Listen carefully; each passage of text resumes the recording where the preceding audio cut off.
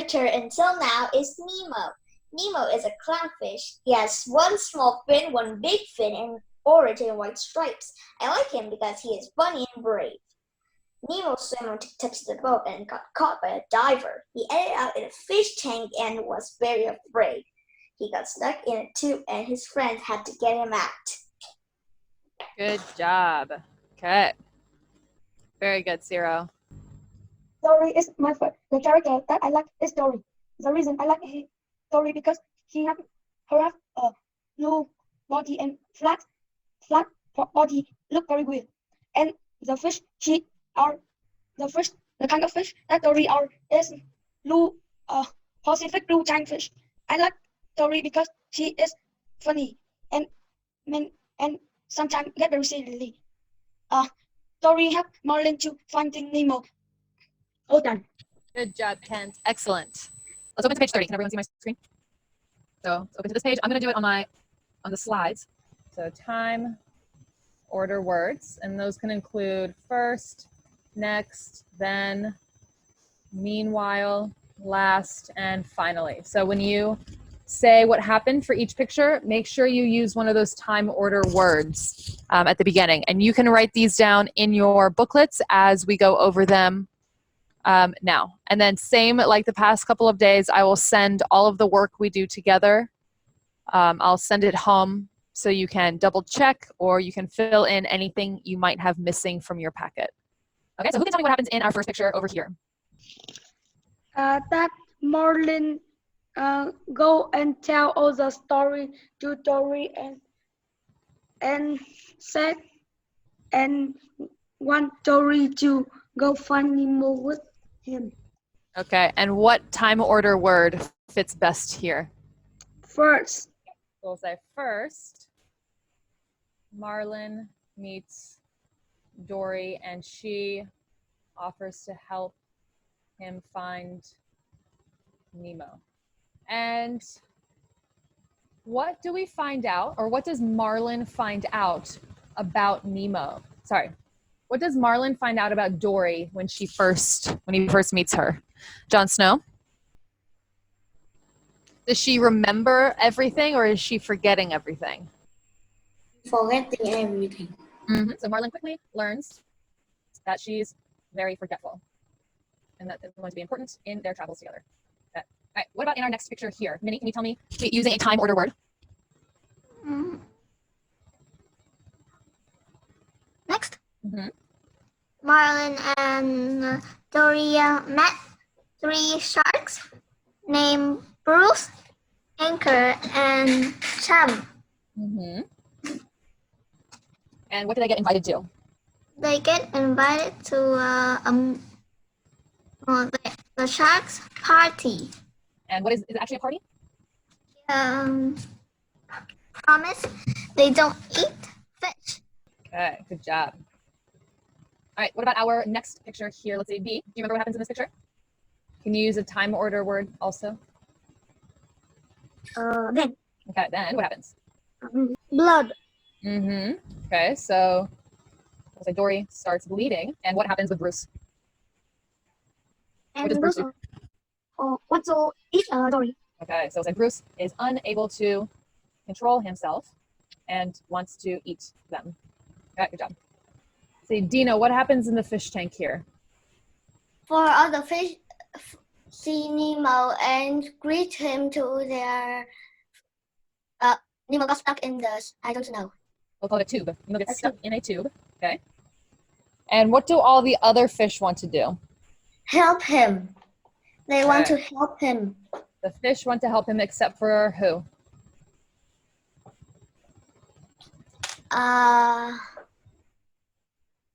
Okay, so Bill wants him to try to get out by himself. And let's talk about this. Does this event happen after the events with the sharks, or is it happening at the same time? Same time. So can you think of a time order word that tells Meanwhile. That? Very good. So we're gonna say, meanwhile, Nemo gets stuck in a tube, okay? Because the events with the sharks and Dory and Marlin are happening, and at the same time, Nemo is stuck in the tube. So these events are moving at the same time. Okay, good job, Dino. And let's talk about our last event. Mit A, can you tell me what happens in our last picture using the time order word, please? happy for dinner for Nemo. Okay, so we know they're happy for Nemo because he got out of the tube. And what do they decide? Gil says, "Oh, you fit in this tube. What can we do?" As they last, the fish make a plan to escape, right? They want to get out of this tank. They realize that Nemo can fit in that tube, so they realize that they can escape. Okay, so I'm going to send this, I'm going to take a picture of it, and I will send it home. So let's talk about some character relationships here. What does Marlin Yes. think about Dory? He was very Annoying.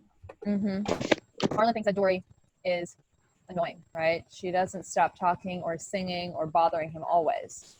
Okay, and say, what about feelings? How does Marlin feel about Dory? Or when Dory doesn't stop talking? Let's look at the picture here. Say, Elsa, how does Marlin feel about Dory?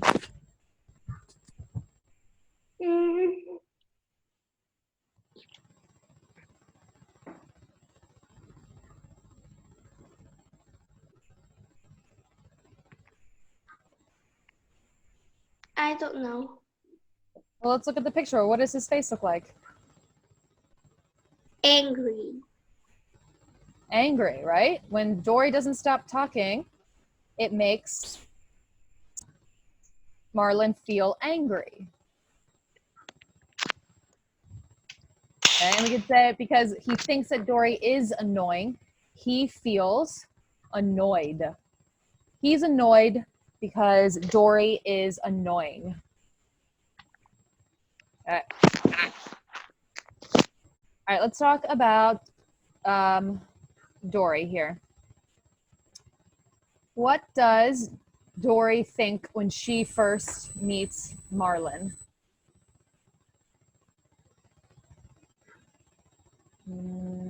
Hung Tao, what does Dory think when she first meets Marlin?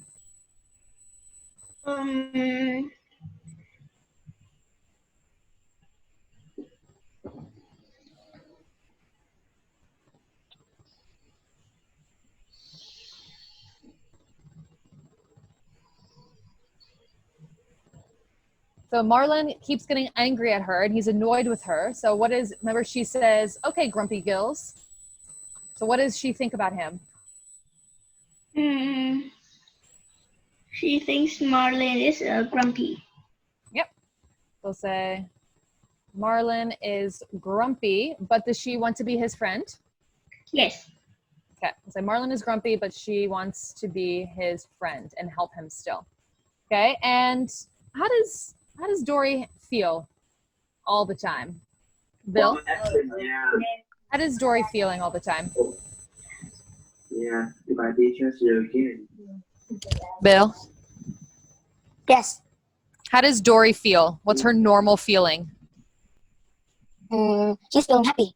She's normally happy, right? You can also say that Dory is carefree. Okay? She doesn't have a care in the world. Nothing bothers her. Nothing's wrong. You know, Marlin's upset. She doesn't care. She still wants to be his friend. She just says, just keep swimming. She's carefree. Okay? So let's think about how we can put this, how we can use these thoughts and feelings to describe their relationship. Okay, so we can say, Marlin is annoyed that Dory is so forgetful. Dory is a good friend to Marlin and wants to help him, even though he's always grumpy. Okay, what do we think about this? Is there anything else that we can add? Okay, so now we're going to be on page 31, 33. So we're going to talk about relationships between Marlin and Dory and then the sharks. So your page is going to look like this. You can fill in the thoughts, feelings, and words on these lines, and then we'll come to a conclusion at the bottom about what their relationship is like. So we've already done one for Dory and Nemo. Let's talk about Dory and Nemo and the sharks. So what does Marlin think about the sharks? So, Maggie, what does Marlin think when he first meets Bruce? Marlin thinks that Bruce is scary. Okay, so Marlin thinks Bruce is scary. Does he think that going to the shark's party is a safe idea or a dangerous idea? A dangerous idea. He's scared of them. What about, let's talk about feelings. So we already know that Marlin feels afraid. Say Marlin. Okay, what about Bruce? When Bruce smells Dory's blood, we know that he doesn't want to eat he doesn't want to eat the fish, right? But when Bruce smells Dory's blood, how does he feel after that? Ming Chao, how does he feel?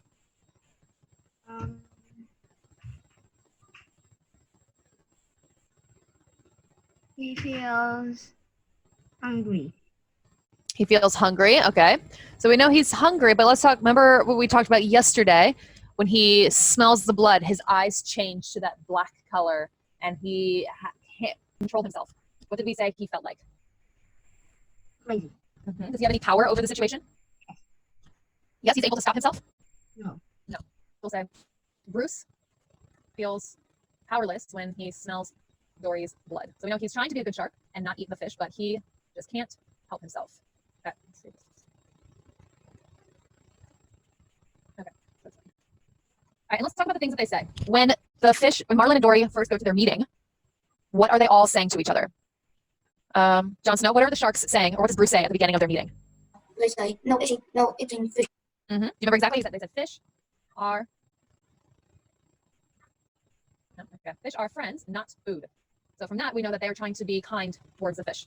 So we can come to the conclusion that we'll say the sharks made a vow is the same as a promise, to not eat fish, and they try to be friends with Dory and Marlin.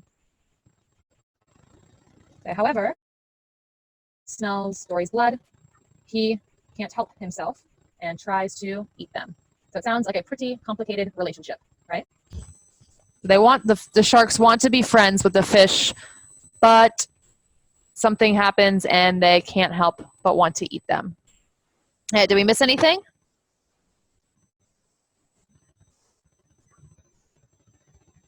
Or is this good? Ciro, do you have anything else to add? Nothing. Nothing? Okay. Pizza, do you have anything to add? No. Okay.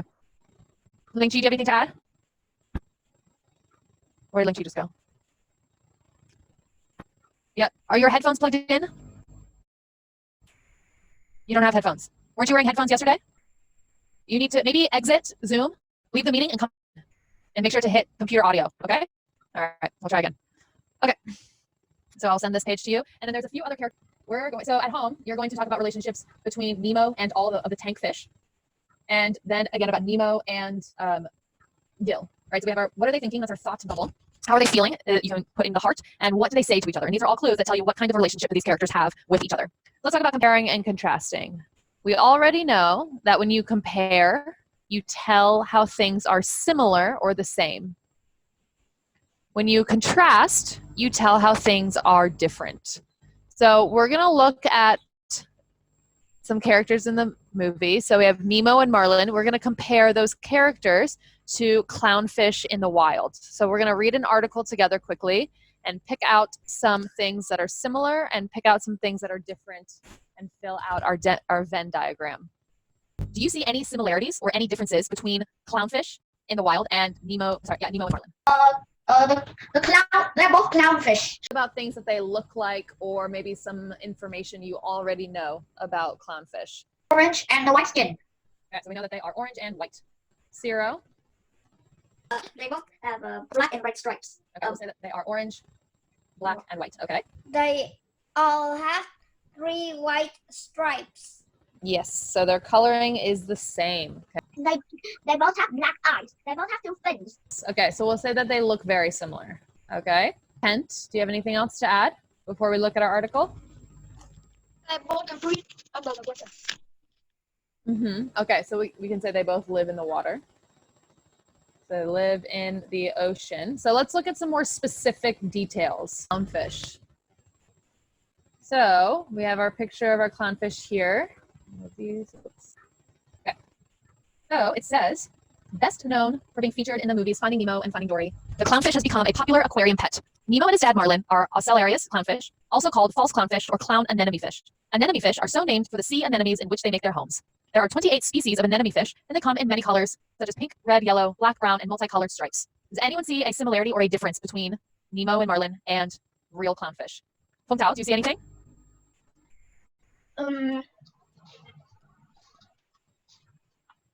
Where do clownfish in the wild live? Where's their home? In the ocean. Okay, but specifically, what do they make their house out of?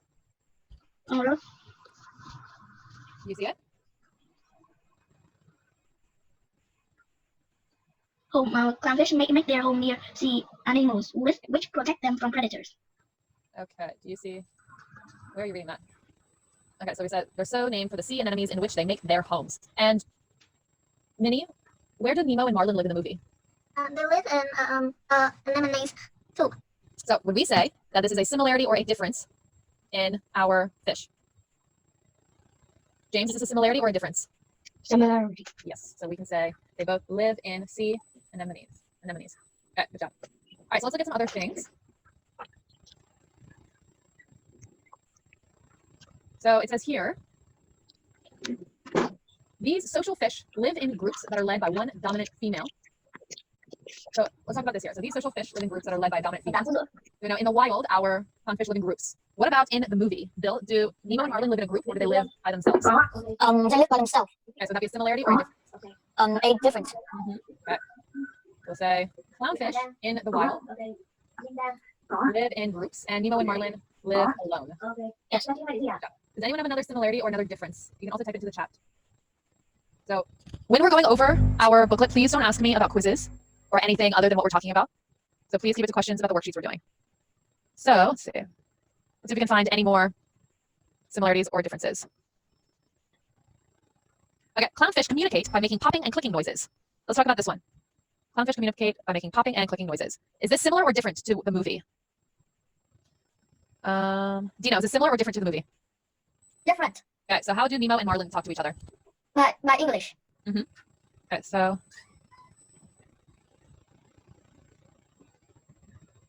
we'll say clownfish communicate by clicks and pops, and Nemo and Marlin speak English to each other. Yeah, I think that's pretty good. So you're going to do this on your own for homework. You're going to finish up the rest of the compare and contrast pages. Okay, and for each page, I have a link to an article so you can research these animals and then write your you can fill out your Venn diagrams. Okay, does anyone have any questions? I will have a live quizzes for us tomorrow. Okay, any questions about what we learned today? No. No, I have no questions. Okay. You will send this to us. And Yes, I will send all of this to you. Okay? And Okay, I'll see you tomorrow. yes. Bye-bye. Bye. See you tomorrow.